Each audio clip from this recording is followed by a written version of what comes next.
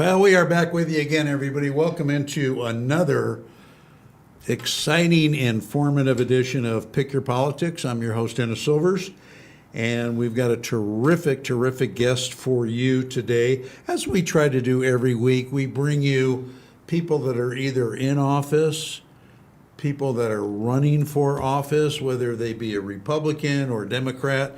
We want to introduce them to you so you get to know them a little bit, see what they're all about, see what their ideas are, see if it blends with any of your ideas.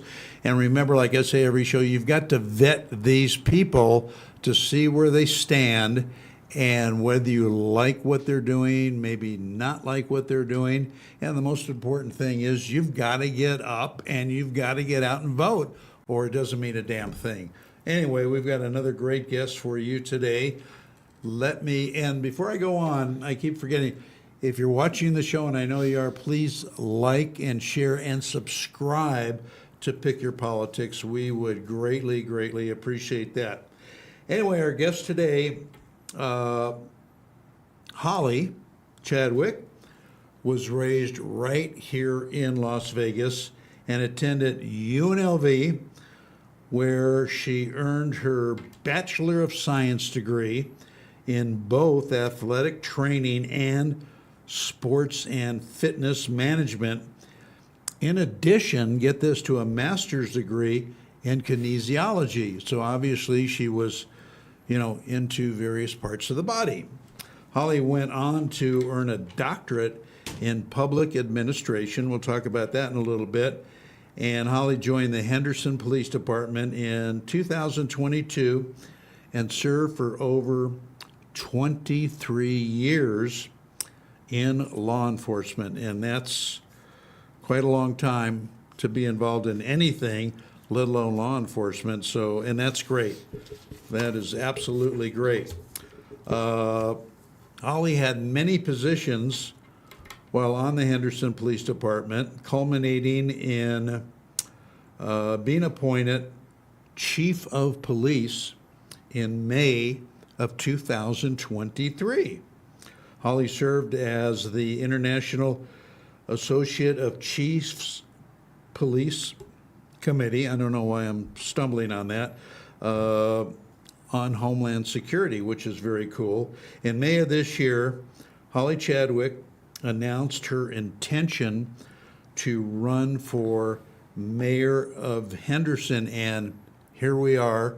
We're going to talk about that, the reasons why, what she wants to do, what she foresees to the future, and it's going to be great. Anyway, thank you for coming on. Thank you. Because I know pleasure. you're busy. Yeah. You're busy with luncheons and dinners and knocking on doors and, all of that kind of stuff. Let me ask you this, Hollie. How are you planning to separate yourself from the current mayor, both in goals for the city and your philosophy? Well, we're just very different people. Of course, our backgrounds are very different, just to start. My background, of course, is in public safety. Just to go back thank you for talking about that, my degrees. So when I was at UNLV, I studied medicine because I thought I wanted to go into being a doctor and studying and kind of taking that route with my life. And what changed everything for me was 9/11. When that happened, I realized I wanted to just give back to my community. That's what changed everything. And I applied and got hired with Henderson within the year. So I was with the Henderson Police Department starting in 2002 in the academy, and then I got to spend the next 22 years with them working and serving our community. So that's really what impacted my life, that event. And since then, my whole life has been dedicated to public service. So that's where I come from. I completely understand the need for development and infrastructure and all the things we need with the city. But I also understand we're just different people. I'm a different style of leader. I'm a different personality. I care about the human element. I care about not just my public safety, my firemen, my police officers, but I also care about our Teamsters, our blue-collar workers, the men and women that serve the community of Henderson and make it such a great place to live. So that's my primary focus, is making sure that we're doing things that take care of the working class and the people that truly take care of our community. Yeah, well done. Let me ask you, when you go to the academy, do you use Metro's Academy?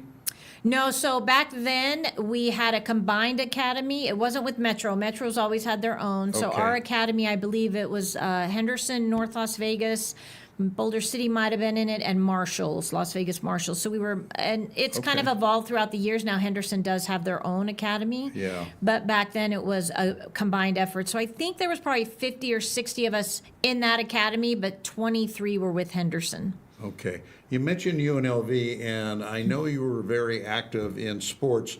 Tell us a little bit about your baseball career there, because it's quite a story. Listen to this. Oh, it was fantastic. So You were on a championship team? yeah, so I played from 90 to 94 at UNLV, so we were a nationally ranked softball team. We had Lori Harrigan as one of our pitchers, who's a 3-time Olympic gold medalist. We had just a great team. It was wonderful. I loved it back then because, of course, sports back then, you had to be on a scholarship or you had to walk on Yeah, and you had to yeah. earn your way that way. Yeah. I'm so grateful we didn't have kind of the ability to get paid for stuff because it just seemed like we had such a tight unit, and I would always worry if, you wouldn't want to lose people because of that. And I understand what's going on now, but I'm just grateful it didn't happen back then because we had such a cohesive team. Yeah. We were nationally ranked 3rd in the country at one point. We That's got great. to a College World Series. I think we finished 6th. I can't remember. But it was an amazing opportunity. But what it did for me is provided me the opportunity to go to school, right, and get my education. And I had a partial scholarship with academics because I walked on the team initially. And then after 2 years, I was awarded an athletic scholarship as well. And then after that, I did such a good job academically that I had a graduate professor there say, hey, stay and get your master's and be my graduate That's great. assistant. So all of those opportunities from hard work and the ability Yeah. to do things. But I also, it was a great time at UNLV. Tark was there, basketball. It was just such a wonderful experience. Why did you go out of town, so to speak, to get your doctorate? I know you said you did most of it online. Where was the college? So I started my doctorate back in 2015 or 14, I can't remember. It took 5 years. I was already with the Henderson Police Department for a long time, and I kept thinking about maybe it's time to go back to school and get a degree in something to do with law enforcement or government because all my other degrees were kind of in medicine. So that's where I decided. But once you're working full time, it's so difficult Very to try hard. to go Yeah. to a traditional school, although I love that experience. So I was able to find Capella University. They're accredited university, and most of it's online. You do go and do like a week-long residency back with them just to make sure you're doing everything before your thesis starts, and then Right. you do defend your thesis. So it took 5 years, but I was able to get my doctorate degree and, That's great. defend my thesis, and it was a great experience, and I'm very grateful to have that because it taught me so much about government process Yeah. and public administration. Your educational background is really quite impressive. Thank you. With all the degrees you have. I was lucky to finish high school, but that's great. What do you see, Holly, as the biggest responsibility that the mayor of Henderson has? So the reason why I was very interested in this race versus any other type of political race is because the mayor and the decisions mayor and city council make can truly impact the day-to-day lives of the community that you live in. The Sure. decisions we make are about what businesses we're approving, what the roadways are going to look like, the schools that are coming in. That's an amazing opportunity Yeah. to have to continue to impact the community you live in. And then on top of that, the decisions we make can truly empower the next generation. So I just think that's an amazing opportunity. It's also a nonpartisan race, which I truly like because my mentality is teamwork. Let's bring everyone together at the local level and solve these problems and get things done for our community and run as nonpartisan. I really like that opportunity. I agree with you with that. If memory serves me correct, and you could correct me, I think Henderson currently has a population of about, 370,000 people? Yeah, it's probably up there now at the last consensus that And they that's did. growing. Yes. You got room for more? We're rapidly growing. And what are you going to do to encourage people to come to Henderson? Well, I think people love the idea of living in Henderson. It's a beautiful community. It's, the southeast portion of Las Vegas. So Yeah. you get all the fun of Las Vegas, but you can go to a quiet community. But the most important thing we have to do is make sure our public safety is taken care of, Right. that you have officers that can staff the streets and make sure we continue to be a very safe community. And you also need to make sure that you're taking care of your local workers. We've got to encourage local work, and make sure we're keeping some of that union work, and make sure that the people that live in Henderson are also getting the opportunity to work in Henderson and be part of our community, and that they can afford to live there. Yeah, we're going to talk about affordability, which is affecting everybody right now. How is your background in law enforcement, which is very extensive, obviously, going to help you in doing your job when you're elected? Well, I think if you talk to anybody who lives in any community, public safety is at the top of their mindset, right? And it's not just making sure that you have officers out there policing your community, but it's also making sure that they have the equipment they need to continue to keep us safe. Yeah. Our roadways are becoming more and more dangerous, and we've got to make sure we're utilizing all the technology we can to slow people down, kind of reduce the traffic collisions that we Yep. have, and taking care of the community in that aspect. But also, your public safety workers need to know that they're valued and appreciated. Unfortunately, in the last year, our officers have been arguing about getting a contract done with the city. In that time, we've lost a lot of officers because they've gone to other agencies or retired early because they're not being paid a competitive wage in the valley. And it's tough to replace an officer. It takes about a year Yeah. to train somebody up to hit the road solo. So these are things we have to pay attention to, because we're losing officers. We may be hiring a lot, but we're not retaining what we already have. So it's like this vicious cycle of, hey, let's get people paid proper wages, but let's make sure they also have the training and equipment they need. Right. And most importantly, Right. that they feel valued as members of this community that they're serving. Right, absolutely, absolutely. Your campaign emphasizes truth, trust, transparency, safety, education, and responsible growth. Out of all of those, which are the one or two that might be most important to you? I believe transparency is at the top, and then being able to trust the officials that you've empowered and voted into office to Right. make the decisions that are the most impactful and benefit our entire community, and not singular decisions that are causing disruption. Those are what's very important to me. So when we talk about transparency, it's not just telling you a few things over here and not giving you the whole picture over here. I think our community deserves to know everything and the why behind our decisions, and then they can, even if they don't agree with what they did, they can respectfully agree to disagree, but they can never say we didn't give them everything that we had Yeah. based upon the decisions we were making. Right. So they feel part of the process. Yeah. I think part of that's important too, to make sure we move our city council meetings to 6 p.m. Right now they're at 4 p.m. on a Tuesday. That's very hard for your working class to come if they want to sit in a city council meeting and voice their concerns about something we may be voting on. Yeah, So especially again, when you're getting your hair done at 4:30. Yep. 4 o'clock ain't going to work, folks. No, Yeah. we have a lot of working class that need to be able to get to a meeting if they feel like they want to say Yeah, something. yeah. So, and again, it used to be at 6 o'clock before COVID, right? So it's not unheard of that we had 6 p.m. meetings. We changed it during COVID because everything kind of went Right. Zoom, and that's fine. But now we're way past COVID. So get us back to 6 o'clock, Yeah. and make sure the community knows they do feel valued. We do appreciate what you have to say. We want to listen, and we want to make sure we're Well, you putting need that slime input. slot. Yeah, it's the only way you're going to improve. You sent me some pictures, and I want to try to get one up. There you go. That's nice. What is that all about? Who are you with? So that was a conference that was hosted here at the South Point a few weeks ago, and we were asked to speak on a panel about women leadership in law enforcement. And I had a great opportunity there. You have Captain Rodriguez, she's with LAPD.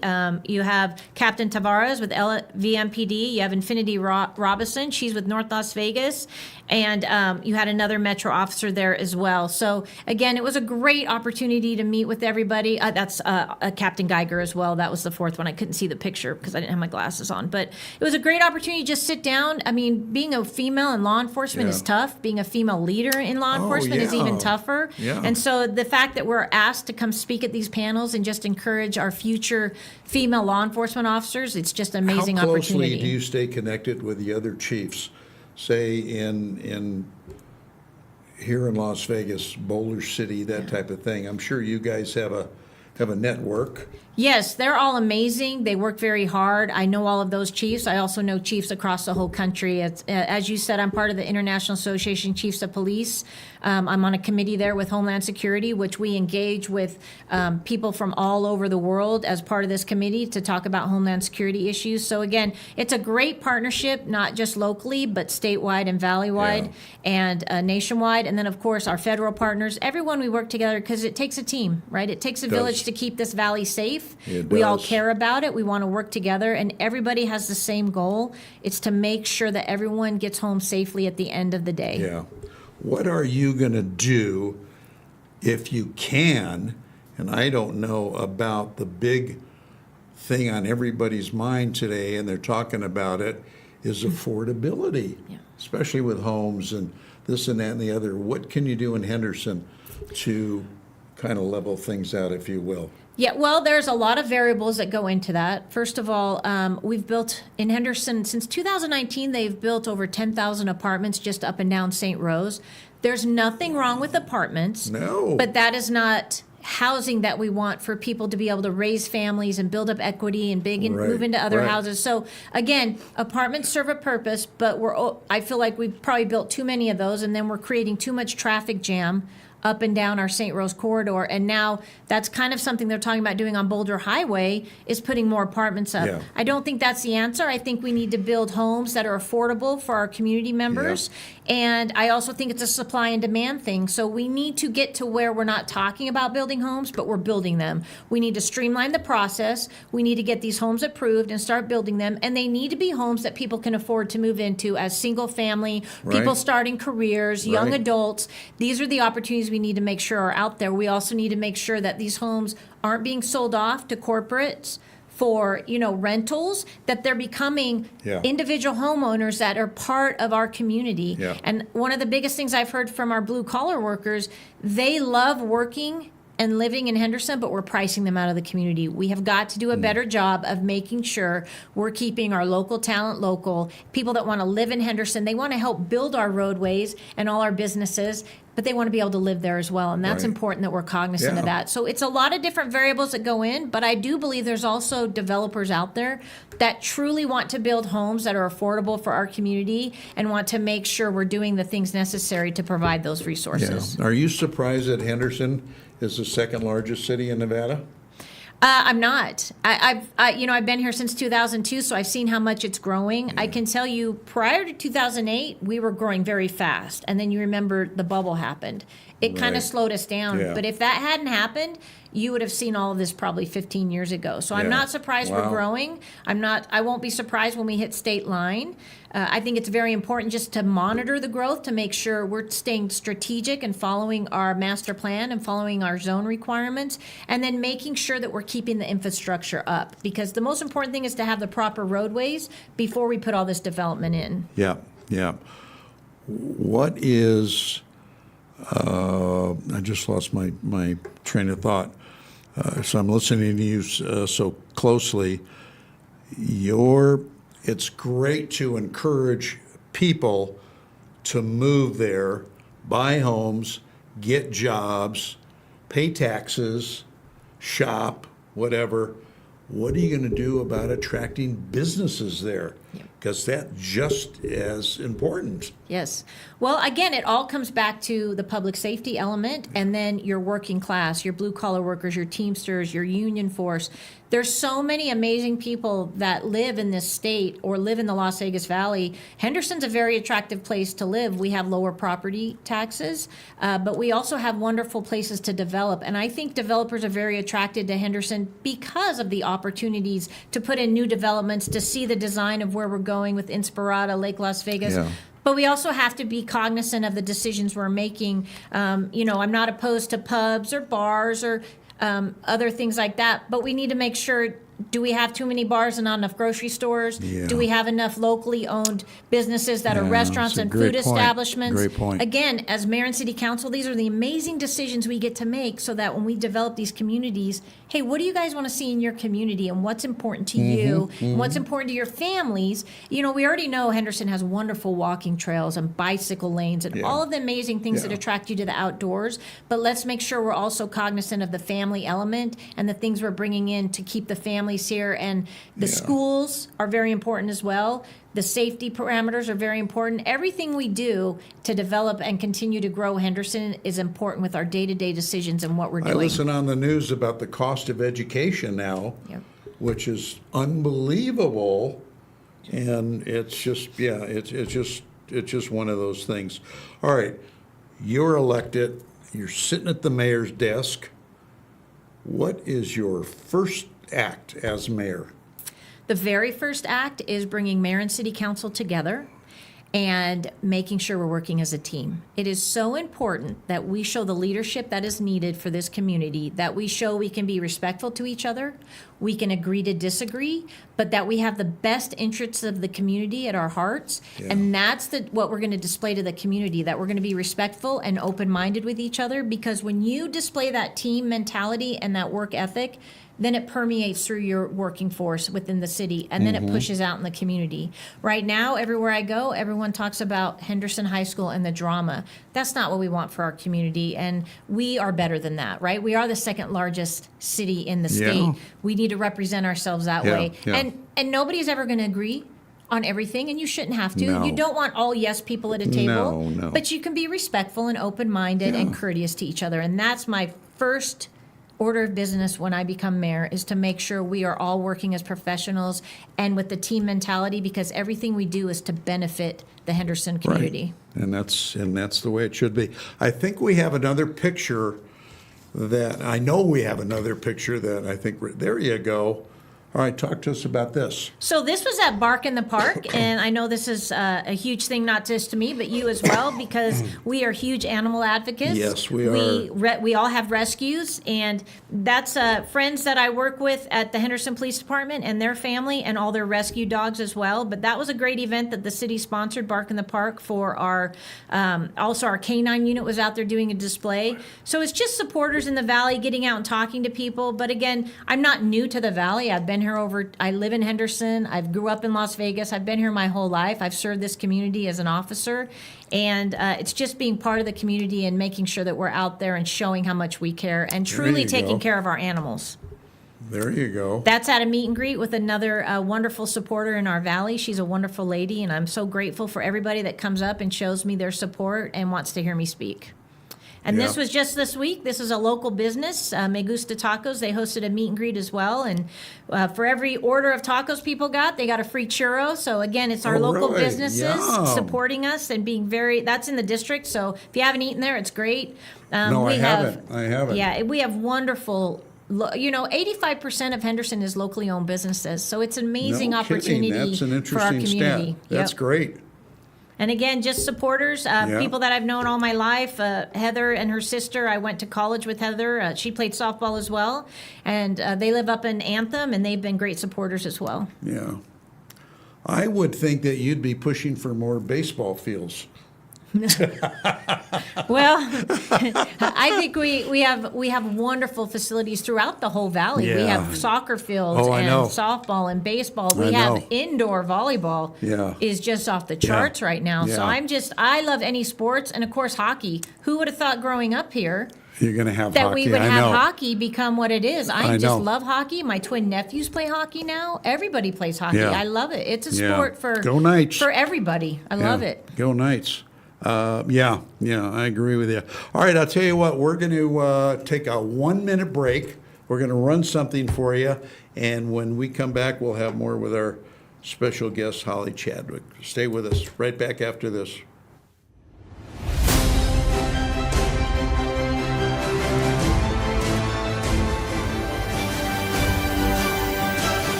Are you a local leader with a message for the community? We want to hear from you. Our podcast is inviting local politicians and public officials to join us for real conversations about the issues that matter most to our community. Share your vision, explain your policies, and connect directly with the people you represent. If you're currently serving, running for office, or involved in shaping local policy, we'd love to have you on the show. Reach out today to schedule an episode and be part of the conversation. Contact me by text at 702-712-3224.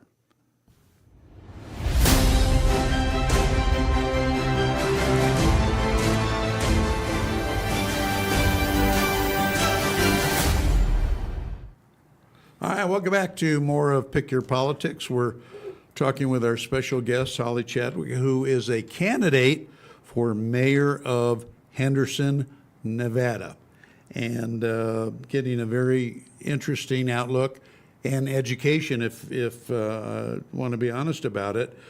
If you know, it's funny, Hollie. I think there are certain cities, and I'm not saying anything in Nevada, that will, oh, I'm trying to think of the right phrase, bend the rules, make allowances, whatever, for very large businesses that want to come here because they know they hire a lot of people and they've got a good product, that type of thing. And I just wonder how you look at that. Well, living my whole life in law enforcement, one thing about me, I am a rule follower. So there's not a lot of bending rules with me. I don't really operate in the gray. I understand the rules we need to follow, and I do want to attract businesses, and I think they want to be in Henderson, but I think it's important to make sure you're keeping work local, you're taking care of your working force, and whatever decisions we make, the biggest thing you have to think about is how does this benefit the city of Henderson and the community? Those are the two things that we have to keep in the front of our minds when we make those decisions. If it's good for the city, if it's good for the community, then it's something we need to look at. But we also need to make sure that we're not cutting corners with things, because that's not fair to our community. And when we make these decisions, we have to know how it's going to impact us 5, 10, 20 years down the road, because people are just starting their journey in this valley. Some of us, are halfway through our journey, but some of them are just starting, and we want to make sure whatever we're leaving behind is here for everybody and it's positive. Right. Yeah, that makes sense. That's well said.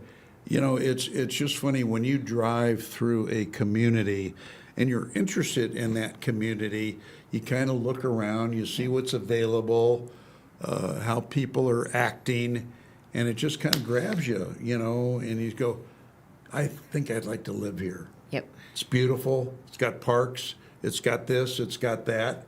And that's what you got to do.